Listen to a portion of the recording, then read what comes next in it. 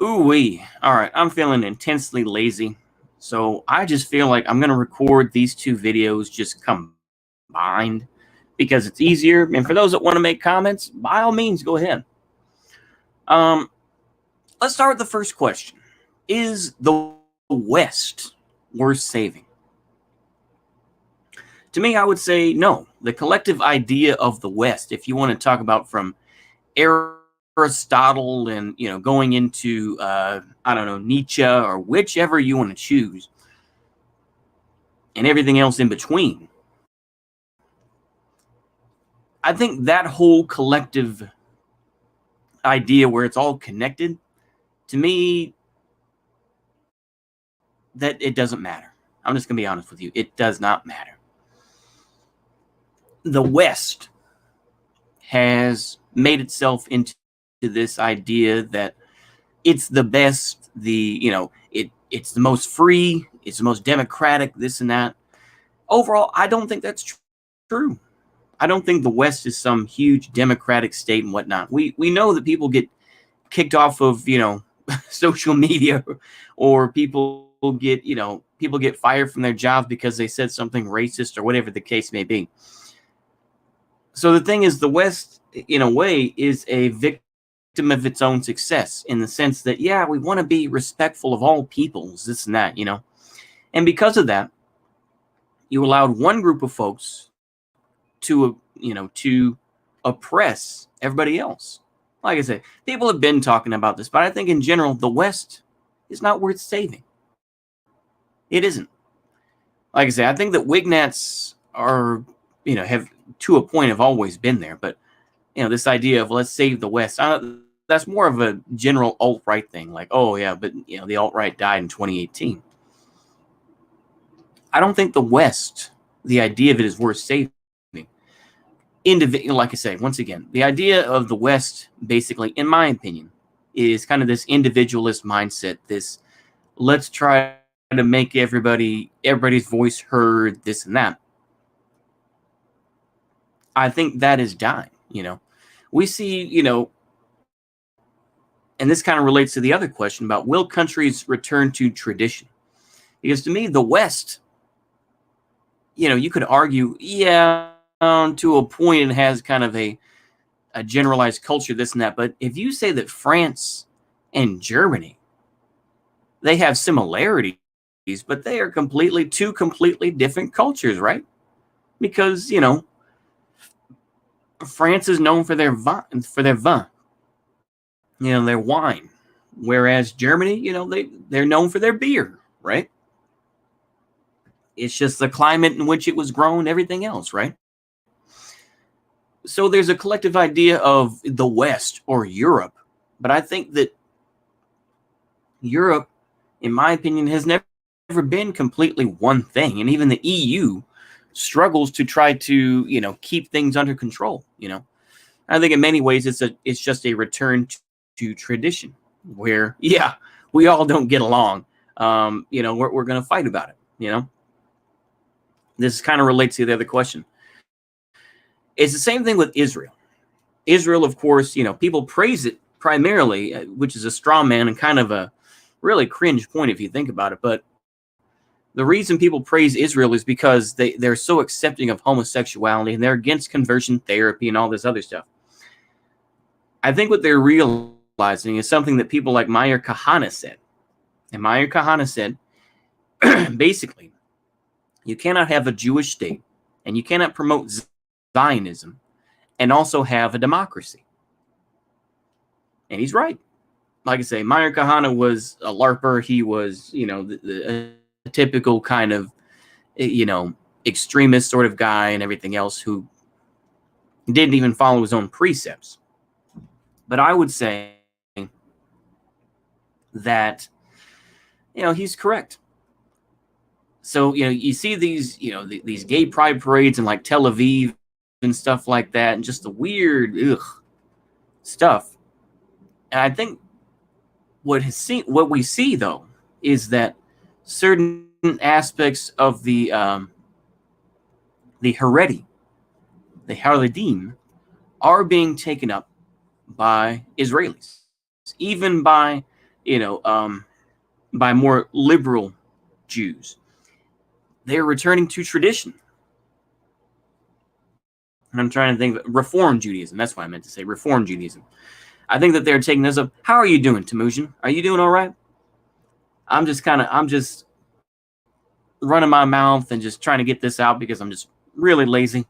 I'm going to try to get out for a little bit, and maybe I'll try to work out and put some money in the bank, stuff like that. Anywho, I just want to get these out. It's probably all I'm going to upload today. So I'm just going to get my thoughts out, and then we'll move on. But I think Reform Judaism is starting to take up certain aspects of Haredi and traditional Jewish culture. Does that mean that they're going to have, like, haklava? I think, hold on. Let me see here. Let me make sure I type it out right. I think it's haklava. Haklava? Okay, I'm trying to think of it. Haklava, Jewish laws. Okay, I'm trying to think of it now. I know I misspelled it. Okay. Oh, man. I can't think of it. But basically, the Haredi Jews, it's like, you can only have things that are, kosher, this and that. Hold on. Okay. And, yeah. Oh, you didn't get one? Oh, man. Yeah, like I said, it's probably because I just did it. Probably part of it was because I just started to put this up and whatnot. So, but anyway, I think that a lot of these, like I say, a lot of Reform Jews, a lot of the more liberal aspects of Jews, they are going back. They are returning to tradition, and they're starting to have kosher food and start to observe more of the traditional Jewish dietary laws. And I think that's just a start. Like I say, it's funny to me when the folks that really support Israel now, the hawk gang, the liberal hawks and whatnot. And of course, they'll just be like, oh, they're so accepting of homosexuality, this and that. It's like, the thing is, though, that's a more complicated aspect, because if you really dig into, and I really haven't dug into, I've just saw little bits of it, but Jewish culture is a little more accepting of certain homosexual aspects. So, like I say, I'm not trying to be anti-Semitic when I say that. I'm just saying is that that's how it's seen. But I think that this change is going to continue to happen. And Israel will to a point, give lip service to democracy, but ultimately they will become a Jewish state of what they always were. Like I say, people, they're like, well, Israel, it's okay for them to do it. The thing is, though, once Israel does become, like I said, as far as I know with Islam, I'll put it this way. Islam, as far as I know, does not,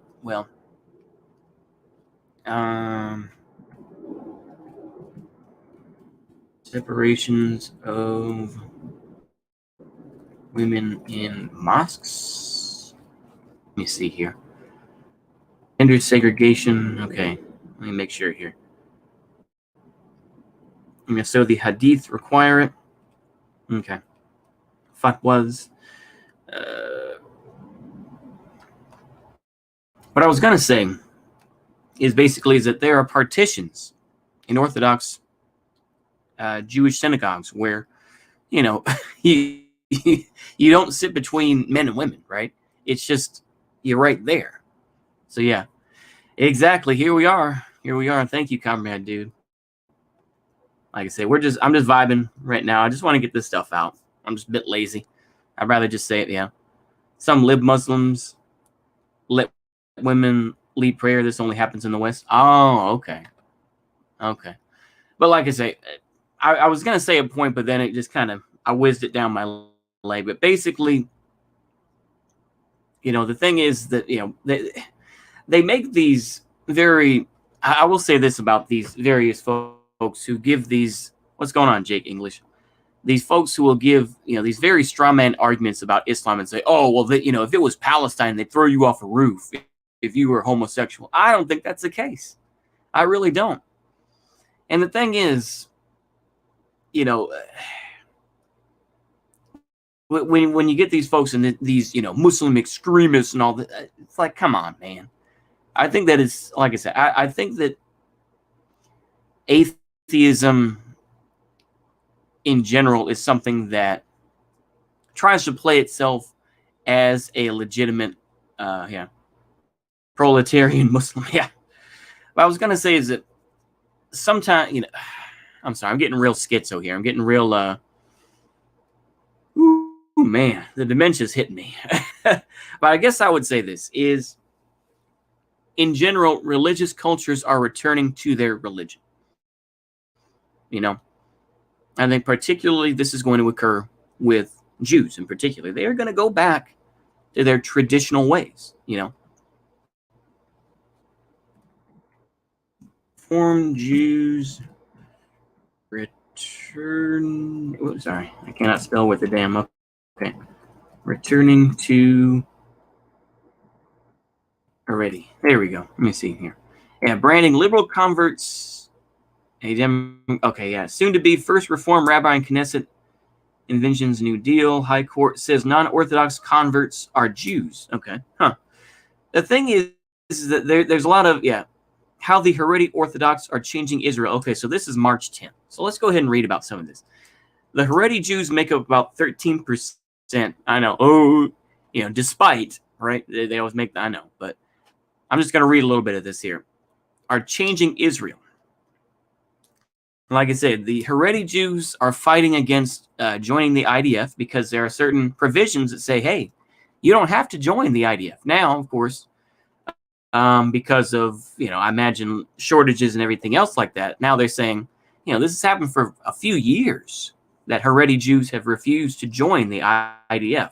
And even when they do, they have made certain concessions and they say, yeah, you can just be in this one battalion where a lot of other Haredi Jews are.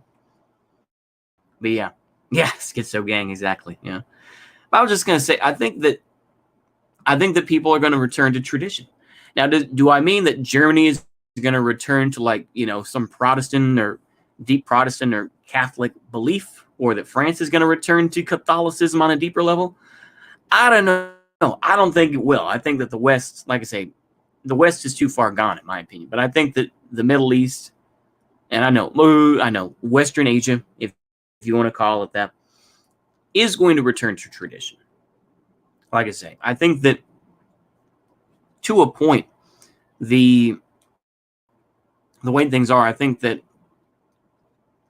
you know, the Reformed Jews, the smarter ones that are legitimately connected with their religion, are going to go back to a certain belief. They're going to go back to their traditional ultra-Orthodox, or maybe just Orthodox beliefs. But yeah.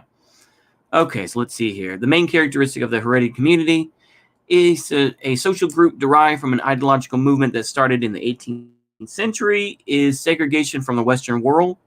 Once the Enlightenment started and Jews began drifting away from a religious lifestyle, the rabbis felt that the best way to maintain religious commitment was to segregate from the secular world.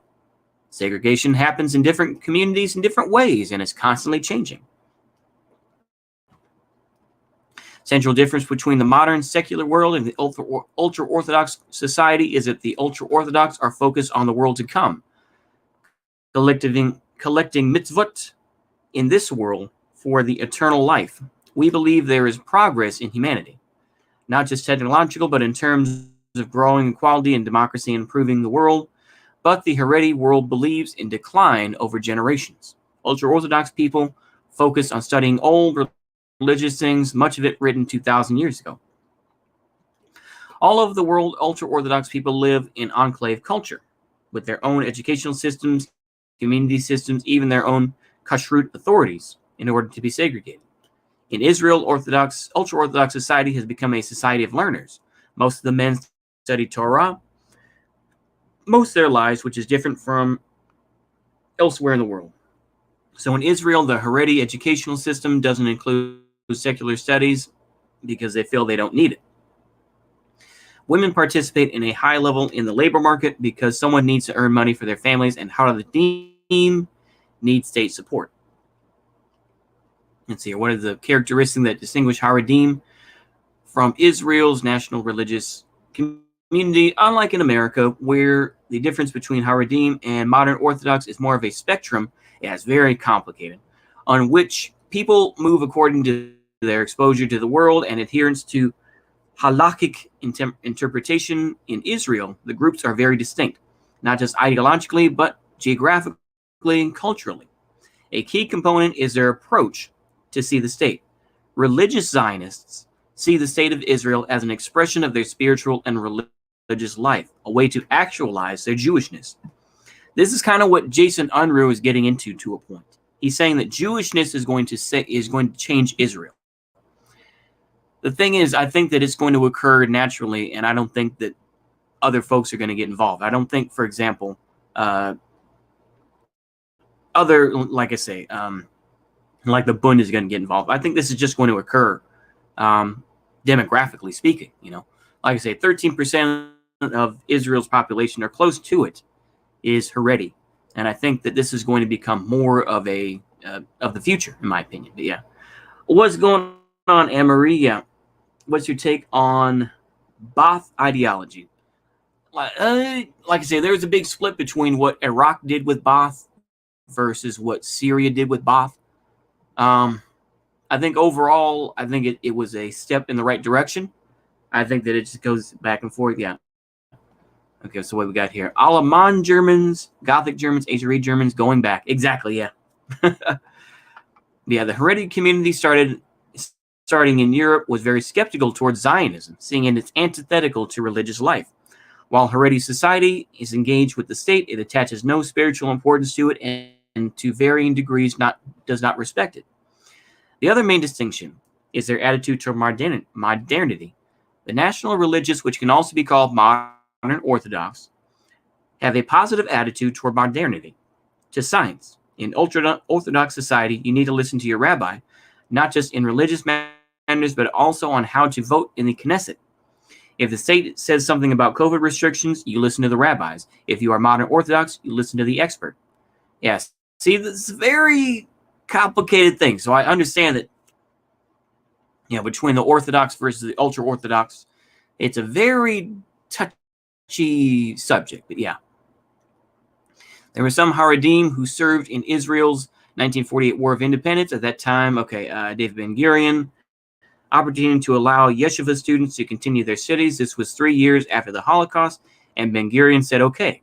At the time, there were a few hundred, but ultra-Orthodox society quickly realized that many of those who serve in the army cease being religious, yet people who learn Torah do not stay in the community, but become more learned and religious than their parents. So the whole society shifted to yeshiva study over army service. Secular and modern Orthodox Israelis have a lot of anger that the ultra-Orthodox get this exemption from the army. This is one of the reasons we're going to elections again and again, because of disagreement over the new draft law. How can one be anti-Zionist or non-Zionist while still benefiting from the state? Zionism as a movement started as a national endeavor that was very much aligned with European ideas about national movements at the time. Zionism was very much a secular endeavor. This is why it's called revisionist Zionism. That's what it really is. It wasn't a Jewish development, even though it used Jewish nostalgia and Jewish ideas. Rabbis saw it as being a big threat to religious life because it was the source of a great drift away from religiousness at that time. Zionism was the first expression of Jewish identity that did not have a religious component. Zionism is still viewed by Haredim. You know what? I'm going to go ahead and put this link in the chat here. That way, if y'all want to read it, I'm not going to read everything here. You didn't miss that much, Christian Dissonant. We're just talking about how the West, I don't think, as a whole is worth saving necessarily. And we're kind of, about countries returning to tradition. And I'm focusing on Israel, returning to tradition and becoming an actual Jewish state. Because Meir Kahane talked about this in the 1980s, where he said, you cannot be a Zionist and also support democracy. So this is a very touchy thing, but yeah. Very much a secular endeavor. It wasn't a Jewish development, even though it used Jewish nostalgia and Jewish ideas. Rabbis saw it as a big threat to religious life because it was the source of a great drift away from religiousness at that time. At the time, Zionism was the first expression of Jewish identity that did not have a religious component. Zionism is still viewed by Haredim as a threat to religious life. Part of the reason why the Haredi community is so against the army is because it embodies the ideas that Jews fighting for independence enabled the return to Zion, not the Messiah coming on a donkey. That doesn't, okay. I don't know why you would say donkey. Okay. It is a big conflict for a lot of religious people that very secular people established the state. Haredim today view Zionism as an ongoing threat. Even though they are stronger numerically and more religious than ever before, every Haredi views himself as at risk that the world is out to get him. Haredi literally means fearful, anxious. The fearing is that if we don't fight back and cling to segregation, we're just going to become secular. Let's see. COVID-19. I'm Haredi. When COVID-19 started, a very big famous rabbi, who I thought was very misinformed, said you don't stop learning Torah because some people think there's a danger. I think that people laid the groundwork for, all in all, a big part of the community, not all the community, the Haredi Sephardi Mizrahi community very much kept the restrictions, and some of the Lithuanians as well. Really? But all in all, the Hasidic world was just not following the health regulations. Okay. Very good example of the idea of, from the ultra-Orthodox point of view, you need to obey the rabbis. Israeli authorities thought maybe a lack of coherence. Yeah. But this is a very big issue, I think. Yeah. Is there anything left to say? Maybe in Europe, but the Americas? No, there really isn't much. But what I was going to say is that I think that there is a big split that is occurring.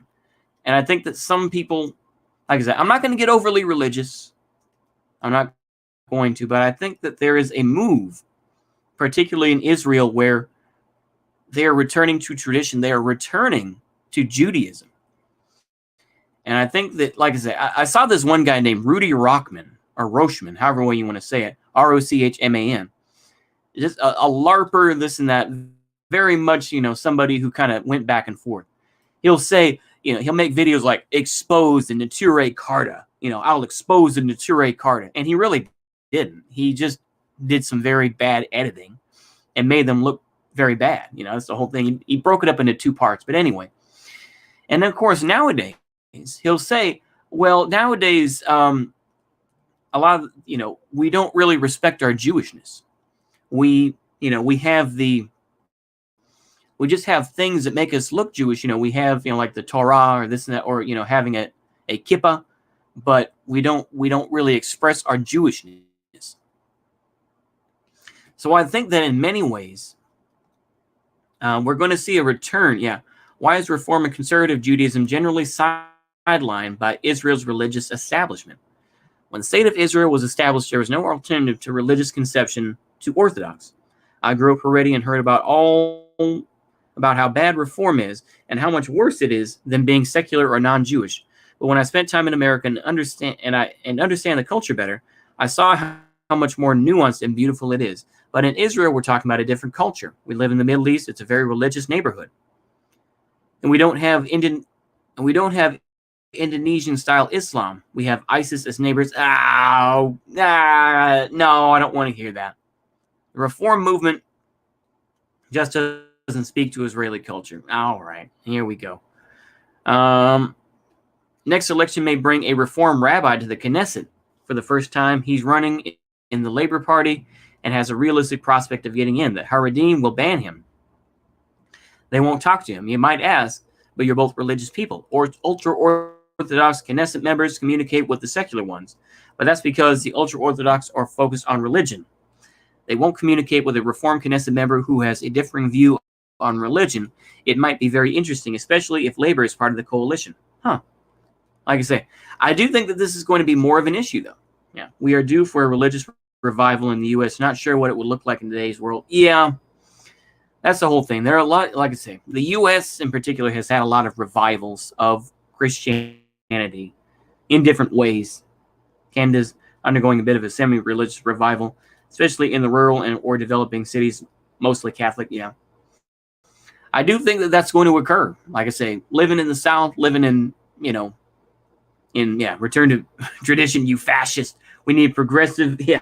But I do think that that's what's going to occur. And hopefully when I do get a chance to talk to Superpower Broadcasting, I will bring up this fact is that, you say that you support Israel because it's such a, it's the only democracy in the Middle East, isn't that? But yet the Haredi community is growing. And of course, the Haredi community, like I say, it's a very complicated thing, but I think in general is a fairly conservative group. They don't like homosexuality. They don't care for, these big pride parades that occur in Tel Aviv. I saw a couple of those. Oh my goodness. I do think that this is going to become more of an issue. And I think people are going to return to tradition. Yeah. Despite Canada's apparent secularism. Yeah. I wouldn't doubt it. Like I say, I think this is normal. Once we see the fall of democracies, quote unquote, which come from liberalism, you're going to see people returning to religion. Like I said, this is the whole aspect of atheism versus, like I say, atheism supports science and they support all this. The thing is that, to a point, science was protected by Catholicism. To a point. I know people are going to be, whoa, to a point it was. And I feel like this is normal in societies. But I do think that, like I said, this is why the idea of the West isn't really worth saving. This connection of, from, I don't know, Hippocrates or like Aristotle going all the way up to whichever other philosopher you want to talk about, whether it's Nietzsche, whether you're talking about, I don't know,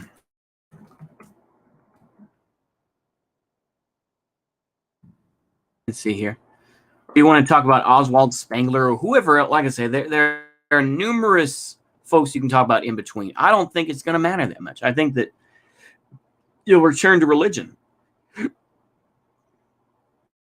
And I think that atheistic-minded folks, I think, are too simplistic to say, oh, well, we need to just get rid of Christianity. I don't think, yeah. Yeah, I would agree with that. Yeah, I would agree with that to a point. Yeah, the idea of saving the West is not worth saving, but I'd say that there's merit in trying to save your own nation. Yeah, absolutely. I think, like I say, I'm not sure about the European nations, like Germany or France, this and that. I think that there's some revival of maybe nationalism. I don't know about religion, though. I think that, I don't know, it's complicated. Like Poland, for example, yeah. Poland is still a very strong Catholic nation. It's a very, I don't know. Does anyone have any, like I say, we'll probably wrap this up pretty soon, but is there any, like I say, any sort of, what's going on, Benedict? How are you doing? It's been a while. I was going to say, is there any sort of, any sort of potential for Europe to return to, like, their traditional, yeah, return to tradition is here, yeah. I do think that, like I say, traditionism, is in the mind's eye. It's like, what sort of tradition are we talking about, at least in my opinion. What sort of tradition are we talking about here? But I think that, religion is coming back, in my opinion. I think religion is, is coming back. I think that more, and it's going to become more of a saving grace. This idea of the West, quote unquote, sorry for the, okay, I already muted myself, good. What I was going to say is that the saving of the West, I think, is just kind of silly. You can save individuals, and you can save certain, yeah. Oh, oh man, well, Semper Fi, Benedict, Semper Fi. Yep, I had a friend of mine who went through basic training. Yeah, oh yeah, Jesus sus, yeah. Oh boy, the Jesus sus meme. There you go. Oh boy, but yeah, I had a friend of mine who left the Marine Corps as a captain.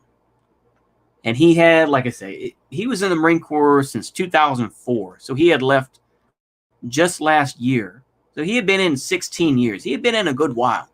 You know, if he had played his cards right, he may have retired as a lieutenant colonel. This and that. Yeah, just getting free college. Yeah. You do what you got to do, man. You do what you got to do. I understand that. Yep. Just getting the free college. Yep. Are you going through? Well, I don't want to. Yeah, I think Europe's more salvageable. Well, half to most of it, but America, I don't know. Yeah. I think I don't think the U.S. in terms of the West is worth saving. The U.S. There's not much worth saving. You can go ahead and people want to LARP about democracy, this and that. I think that the West, and this doesn't mean destruction, like, oh, we're going to destroy everything. It just means separation. I think that's all it means. But, you know, the stubbornness and this idea of, oh, well, we can all work together, you know, they've still tried to point this. I'm going to use another term that's probably overused, but an Atlanticist. You know, this sort of Atlanticist idea where it's just like, yeah, we're going to promote liberalism. We're going to promote that is dying.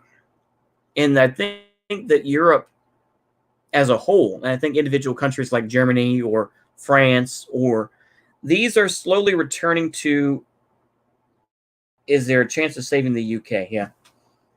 I think to a point.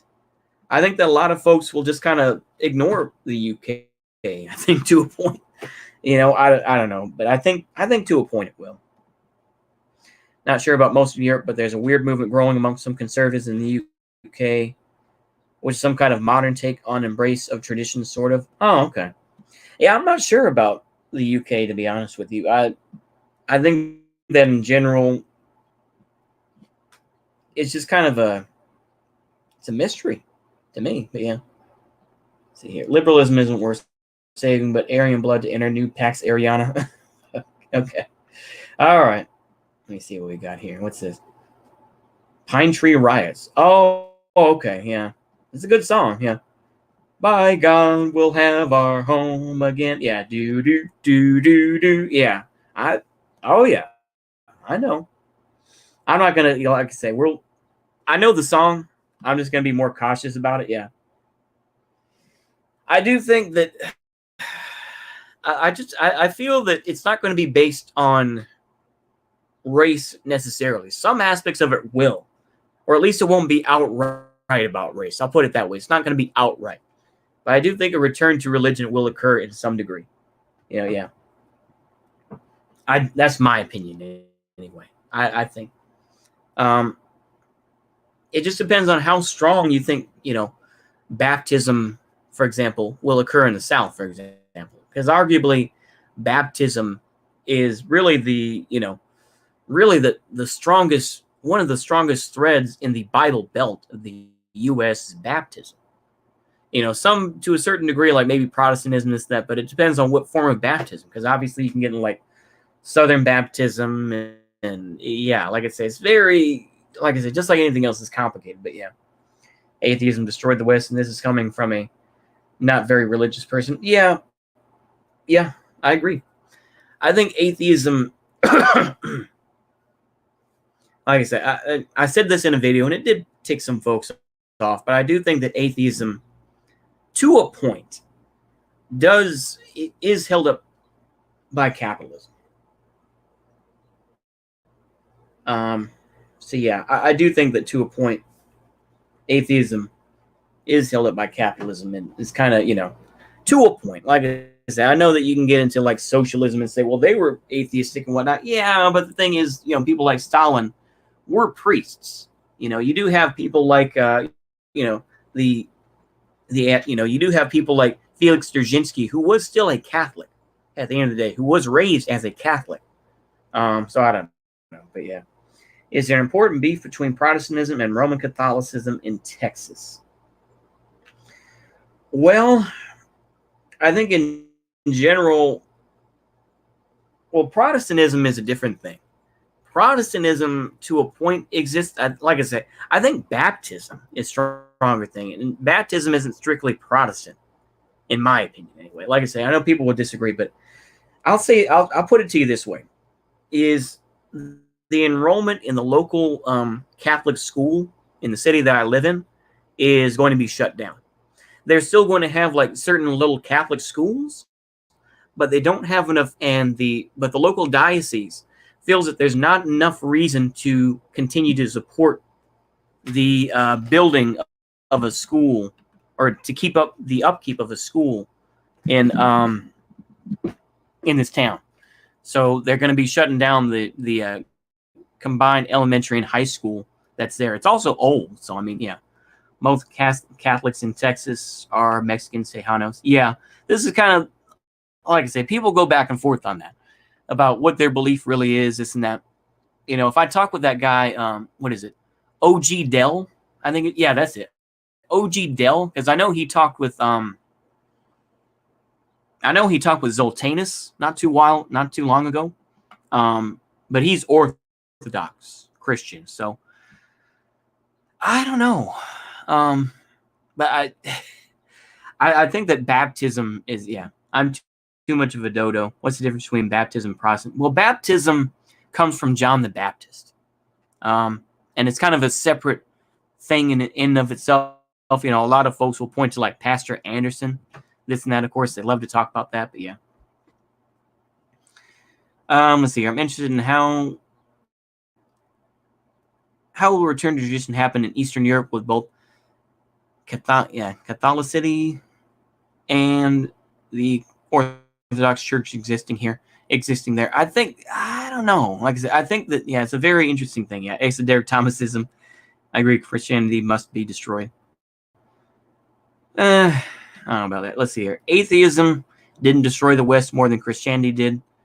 Christianity, whatever its advantages, has proved itself incapable of withstanding the onslaught of modernity and therefore useless.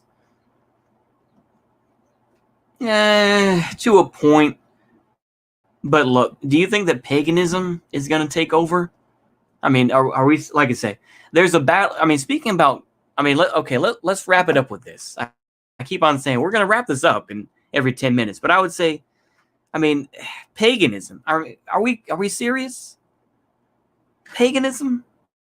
There's a battle between left-wing pagans versus, you know, your far-right pagans. The thing is that, cope about it all you want to, but the thing is, though, paganism doesn't really exist as a force. You can go ahead and say, oh, Christianity's bad, this and that, but I think paganism is just, you know, there's, like I say, the left is trying to reclaim paganism and to say, no, it's not about racism, this and that. So they're trying to retake your paganism, bro. You can go ahead and have Varg all you want to, but it's like, paganism doesn't really have that much strength. I mean, here in the U.S., who calls himself a pagan in the U.S.? You know, it's like, and then, of course, ultimately, the real thing is, and you can blame Catholics and say that, you know, they cut down the tree and everything else like that, but I would say this is, the fact is, though, is if you call yourself a pagan today, you're pretty much a Hindu. That's the whole thing. Religion must be more than a tool for political goals. To a point. But I think that, you know, it's definitely an aspect that has to be included. I would just say that it's a very complicated thing. I think that paganism in general is not in the running right now. Maybe something will change, but in general, you know, paganism is just like, it's either just Hinduism or it's just LARPing. There's no really in between. Yeah, Islam has a better chance of surviving, chance of European majority than pagan LARP. Yeah, I would have to agree. Islam has far more, you know, like I said, this is why, you know, you see people, of course, you know, crapping their pants over the spread of Islam. I saw that with good old Spooky Nookies, right? You're not in favor of paganism? Okay. Well, what are you in favor of? Are you in favor of atheism? Because I think that atheism is kind of ridiculous, in my opinion. But yeah. Varg's paganism is too weird. He calls himself a pagan, but he's not too into the whole spirituality thing. He's basically an atheist with pagan art. Yep, exactly. I think there's a lot of folks. Yeah, so much will only be decided once there's a demotion or even collapse of the West. Yeah, exactly. Yeah, but I really don't foresee.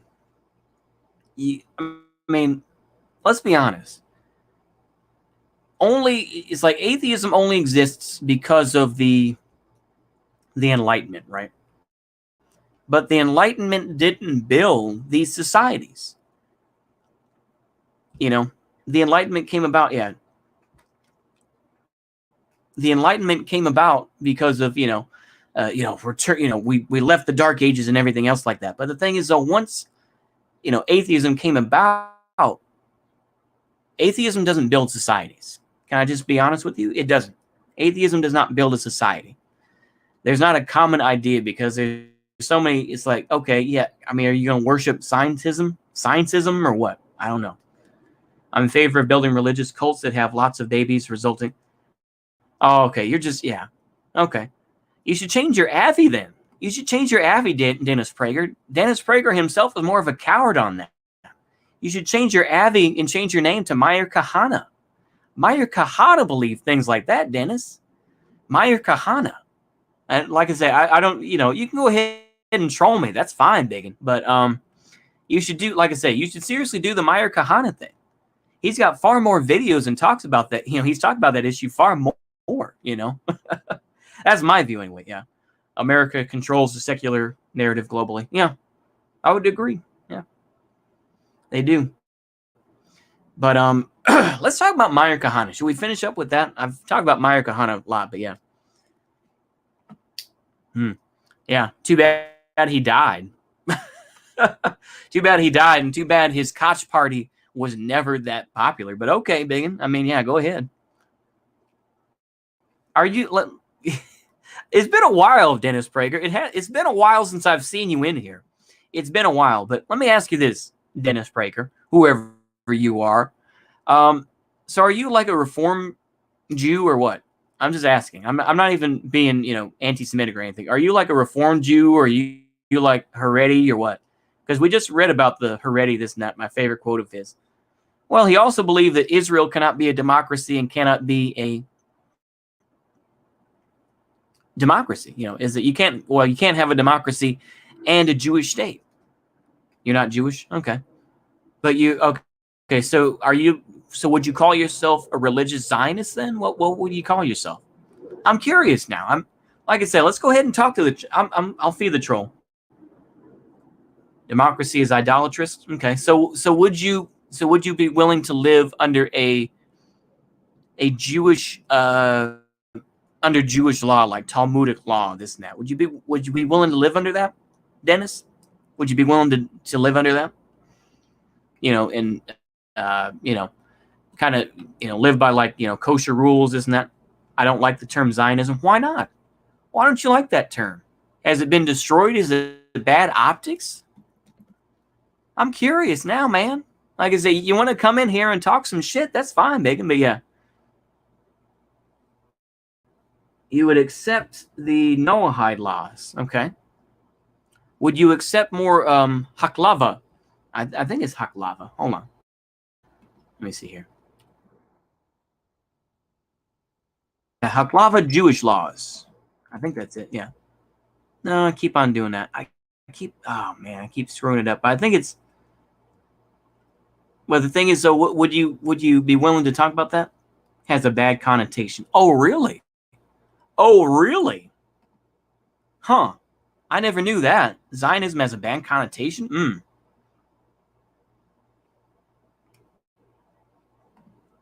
Well, you need to talk to, Theodore Herzl and people like that. And the thing, hold on.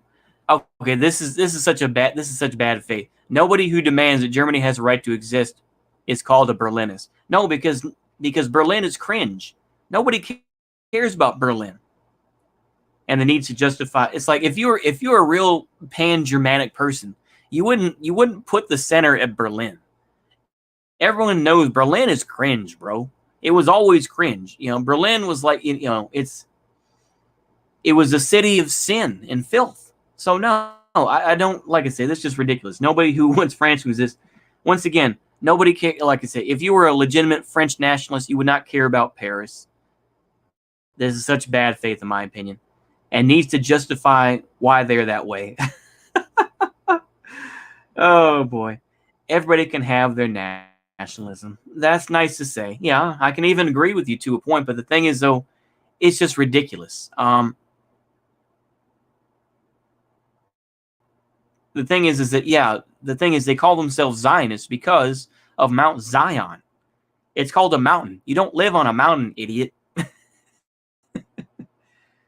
What a bad comeback. Now, no, actually not, because yeah, Berlin is degenerate. Yeah. You need to look up, the history of Germany under the Weimar Republic. Yeah.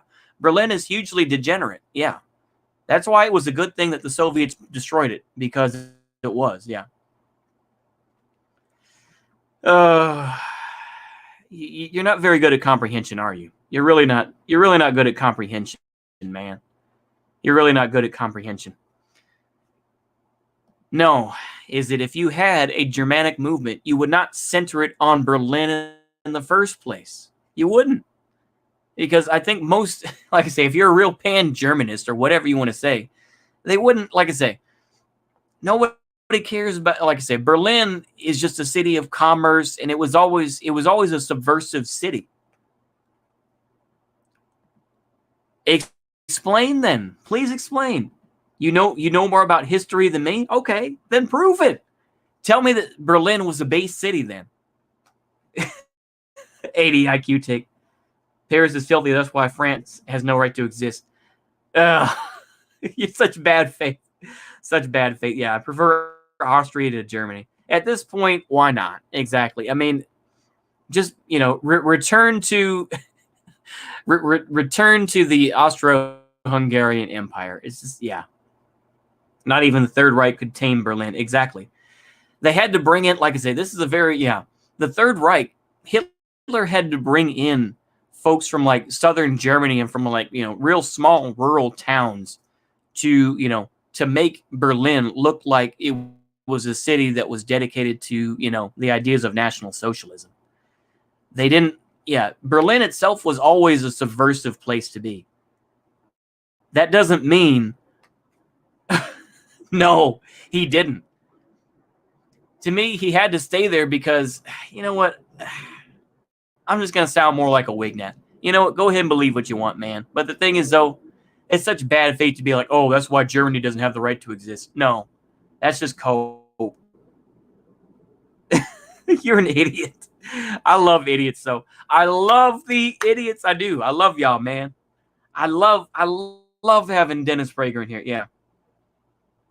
This is what Trump should have done with NYC. It's like, that's the whole thing, man. Why didn't you make that point, Dennis Prager? Do you think that we would center the United States on New York City? No, you wouldn't, because that's retarded. Why would anybody, if you wanted to have some sort of, pan-American idea or whatever, some pan-U.S. idea, we're going to center it on New York City? Hell no. No one cares about New York. Every people have the right to their own nation without being called. Oh, you just don't like because you don't like you're just such a coper. Why do you cope so hard, Dennis? You're a very low-end troll, man. You're very low-end. And like I said, Mount Zion. Golly, you make such a bad... Oh, Jesus wept. Lord have mercy on your soul, man.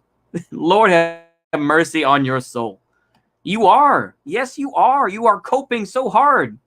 You have no power? Yeah, I don't claim to, but neither do you. We're both just two retards on the internet. You don't have any power either. Oh, my goodness. There's nothing more plebeian than anti-Semitism. Oh, my goodness. Oh, Dennis Prager. Oh, boy. Oh, Dennis Prager. Oh, Dennis Prager. It's been a while, man. I'm glad to see you again, though. Zionism is powerful. I thought you didn't like the term Zionism. Oh, man. Your troll powers are weak. Your troll. You know what? I've given you so much time. You know what? Dennis Prager, go ahead. What power does Zionism have, man? What power does it have? They lost. They lost to Egypt. They lost to Lebanon. They can't even take over Lebanon. The IDF can't even take over Lebanon? Damn. They must be weak. Oh man. Oh, Dennis Prager. Dennis Prager. Tell me why did the IDF fail in 2006 when they tried to invade Lebanon? And they were BTFO'd by Hezbollah. And just a handful of Hezbollah, not even like, because there was only hundreds of Hezbollah that did that, Let's do it. Yeah. Let's go through them. Please do. Public support like dropping a rock. I love it, though. I love it. I'll be right back. Go ahead, Dennis Prager. Oh, Dennis Prager. Oh, let's go through them. Let's do it. Please do. Now, this is your argument here. So let's get into it. So they claim that their tanks were so great. Does ancient Rome still exist? Ancient Rome turned on them? What are we having a different conversation? Are we having a completely different? We are having a completely different conversation. Are they still around? Are we talking about ancient Rome? Oh my goodness. What are you talking about? I was talking about Lebanon in 2006. That's what I was talking about. You seem to be on a whole different. Nazi Germany turned to them. Oh my goodness. I was talking about Hezbollah in Lebanon, man. What are you talking about? Oh man. Okay. I love this though. I love this. Oh, I love the arguments though. I do. I genuinely do. I needed a good laugh. This is why it's a good thing. This is a good thing. It's been a while since I talked with this guy. Are they still around? No, you're coping. You're still coping. You're still coping. You're still coping, bro. Let's see. A battle over Northeast entrance capital. Oh, yeah. Who cares about that? This just looks like some bullshit. Okay, I don't care about that. All right. Okay, let's go ahead and share the screen. Why not? Let's go ahead and, yeah. That's what I wrote. Yeah. You have bad reading comprehension. No, you do. You have bad comprehension of what. Oh, man. Chad Hezbollah fighters 5,000 IDF virgins. Exactly. So why did the IDF lose against Hezbollah? That's all you have to answer me. This is okay. I'm shifting the goalposts. Please send more billions. Exactly. Oh man. You know what? I could play this Hamas song, but let's not do that. I have another video here. Let me see. If I can find it. Rudy Rochman. ROCH. Yeah, Rudy Rochman. Let's go ahead and see this here. Let's hear this absolute moron who's like, actually, he's an idiot, but I'm glad that he said it. He's like, yeah, actually, Israel should stop taking money from the U.S. Based? That's a good point. It's like, yeah, maybe they shouldn't. I mean, this guy is an idiot, and more to the point, he's a grifter. But if Dennis Prager is in here and he wants to talk some shit, let's go ahead and hear what Rudy Rochman has to say. Let's hear what he has to say. Let's hear what Rudy Rochman has to say. Do you know who Rudy Rochman is, Dennis Prager? How many Arab nations and how many Jewish nations? That's Cope. Cope.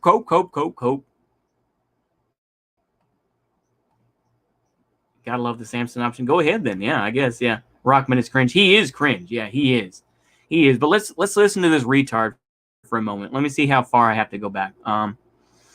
Let's see here. So I have to look through his videos here. Let's see here. U.S. aid to Israel, and he does make himself sound like a retard in this. He really does. Let's go ahead and hear this. Oh, here's a short one. Okay, here we go. So this is 2017. Let's hear what he has to say. Let me see here. I'll go ahead and share the screen here. Why do you refuse to talk about it? I asked. how many nations turned on the Jews. Why did they, though? That's the whole thing. Why did they? That's the real reason. Why did they? And maybe it's a little bit of back and forth, you know? Why is it? Why did they turn on them? You know, you ever think about that? Maybe it's because there's a bit of, yeah. Let's see here. So, yeah, American Jew questions Israeli on U.S. foreign aid. Okay, let's hear this. For coming in. My question is something that you touched on briefly, and that is the issue of foreign aid and dictating the policy in Israel, and more so dictating the policy in Canada, that you can shed some light about the vision and its ideas about foreign aid and forward. Thank you.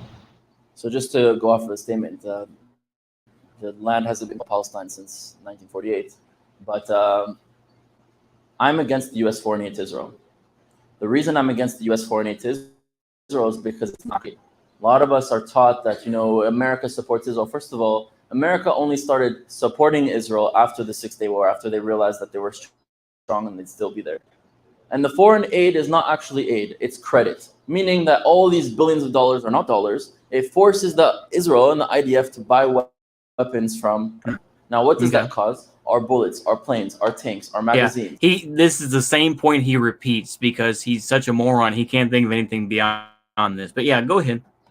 Our bases, our boots, our uniforms, everything is made in the U.S. I was one of the first drafts to come and have American boots. Yeah, he repeats this same bullshit over and over because he cannot think of anything else. Go ahead. It was an Israeli company that went out of business.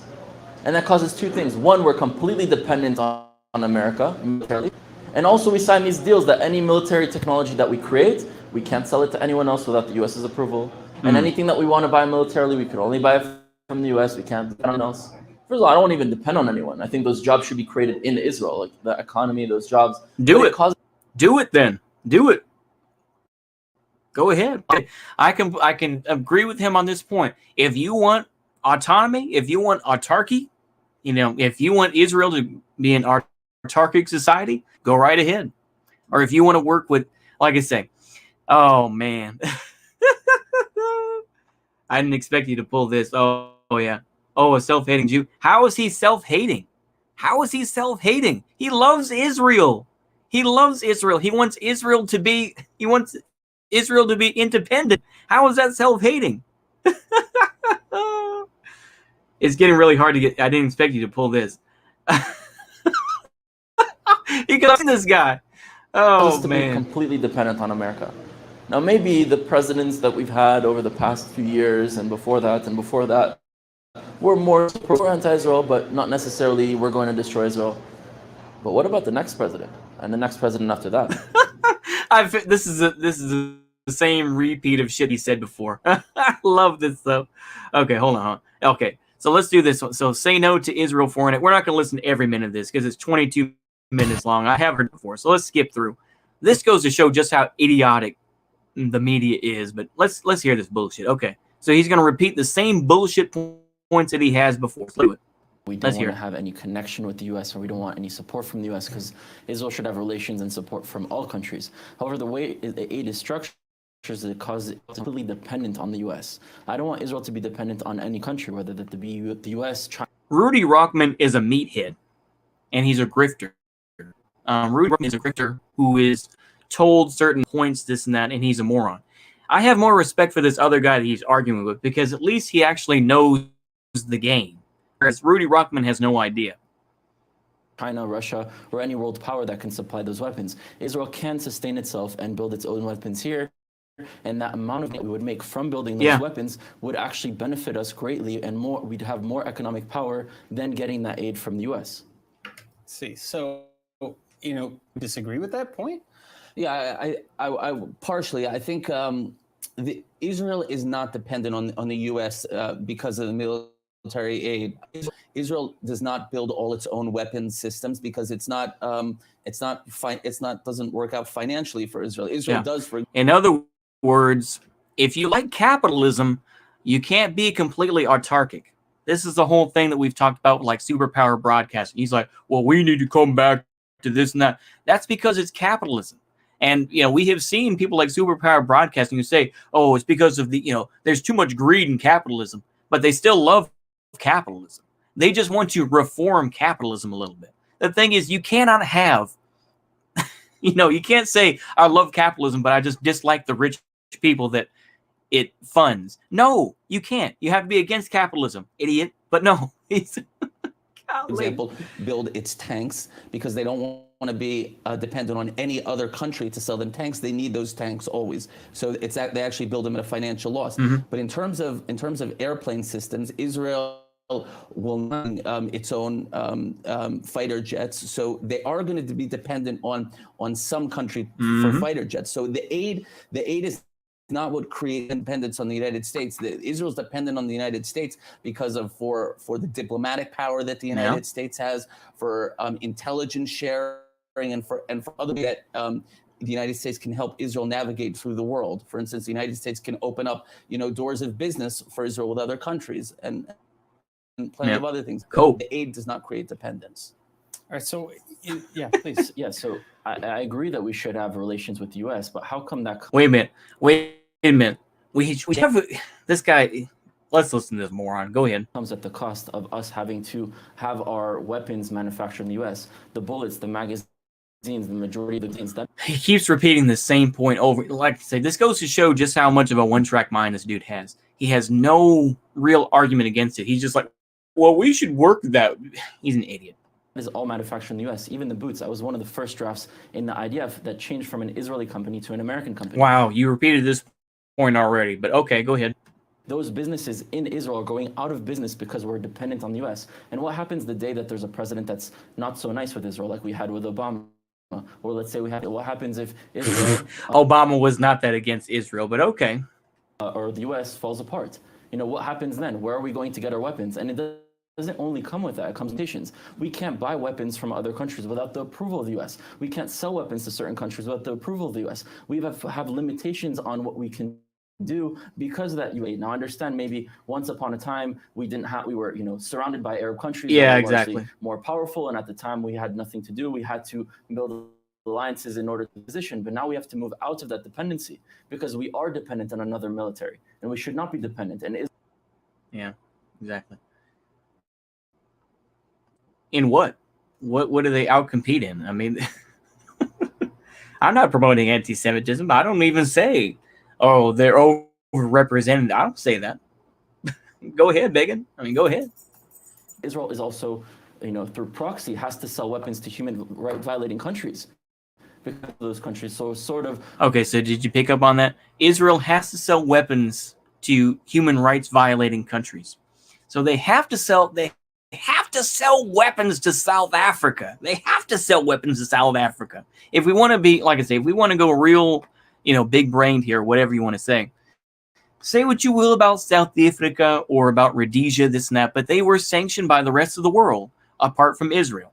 They had to sell their Galil assault rifles to these countries. They had to do it. They had to. They were forced to. Oh my goodness.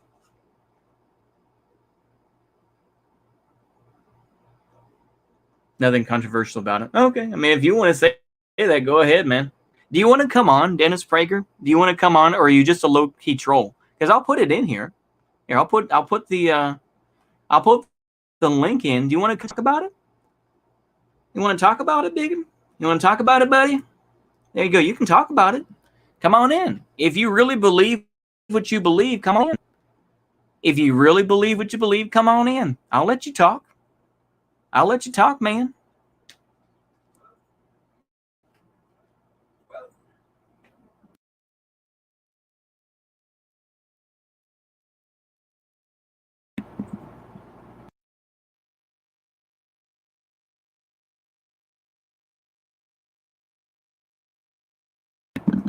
I'm still here. You want to come in? Let's break this up. Gotta go. Yep. Thank you, GSP. Well, you know what? Let's go ahead and wrap this up because we're going for a bit, and this is kind of getting boring, to be honest with you. But thank you to Dennis Prager. I appreciate it. I wanted to, I did see this clip not too long, or I saw this, bit from a while back, and I said, oh, it's pretty interesting. But you know what? The point is that, yeah, this is never going to happen. But yeah. So Dennis Prager, you're not going to come in? You don't want to come up to me? You're just a low-level troll? I mean, that's okay. You know, you don't want to come in and talk to me? You can. I'll put the link in again. You can come in and talk to me, and you can, you know, put your beliefs out there, man. Go ahead. But if not, then, you know, I'll just think that you're a troll and you're kind of low effort, you know? It's too bad. I feel sorry for you, man. I'm sorry that it has to be this way. I am. You know, is there anything else you want to say, Dennis Prager, or did you leave? I don't know. Let me see. I think I can do it through the YouTube chat. Let me check. Did you leave, Dennis Prager? Let's see here. Yeah, he's still here. He's still here, at least according to this. So, Dennis Prager, you can come in. You can come in and talk to me. You don't want to? Have I silenced you now? Did someone, I don't think anybody banned him. Because, you know. Anywho, this is kind of getting boring. The steam is coming out. You know, I think that we've pretty much reached the end. But yeah, buffering. Yeah. Exactly. Oh, well, that's okay. Well, you know what? I think we'll go ahead and call that good. That was a lot longer than was expected, but that's okay, yeah. Prager is shy, it seems. Yeah, he is. That's okay. You know, I don't think we bullied him that hard, really. I mean, I think we were just hitting some real facts. I don't think it was anti-Semitism either. I think ultimately Israel will survive. You know, I don't even say that as like some Zionist thing. I think Israel will find a way to survive, and they'll do a deal with China or whatever the case may be. I don't think that, you know, it's complicated, but I ultimately think that that's what's going to occur. I don't think that they're going to achieve, like, you know, some greater Israel where they go into Syria, this and that. I don't think that's going to occur, but I think that something will happen. But anywho, I think that's all I have to say. Hopefully y'all enjoy that. Yeah, I'm just talking and wasting time. But yeah, hopefully y'all enjoy that. See you later and goodbye. I'll go ahead and put on an outro video. Let me see here. Let me find a good outro video. And we'll do the go home, Ami go home. Why not? We'll just go ahead and do that. So I'll unplug the mic. See you later and a goodbye.